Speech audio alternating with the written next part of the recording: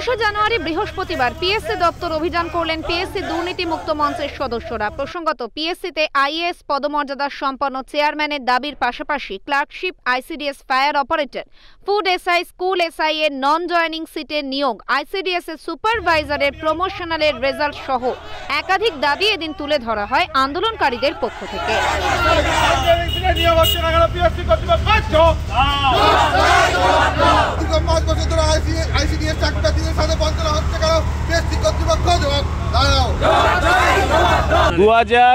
সালে পিএসসি থেকে আইসিডিএস প্রমোশনালের জন্য পরীক্ষা হয়েছিল, এখনো পর্যন্ত তার নিয়োগ প্রক্রিয়া সম্পন্ন হয়নি। আমরা চাই দ্রুত রেজাল্ট বেরোক। তার সত্ত্বেও fire operator, food SI, miscellaneous service, বিভিন্ন জায়গায় ক্লার্কশিপ, তাদের বেশ কিছু নন জয়েনিং সিট পড়ে আছে, নিয়োগ হচ্ছে না।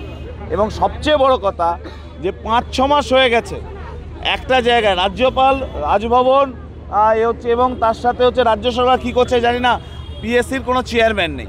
আইএএস পদমর্যাদা সম্পন্ন একজন অফিসারকে পিএসসির চেয়ারম্যান করতে হবে, এটাই আমাদের দাবি। নিয়োগ প্রক্রিয়া স্বচ্ছ করতে হবে এবং 2017 সালে যে দুর্নীতি হয়েছিল, দুর্নীতির বিরুদ্ধে আমাদের সংগ্রাম।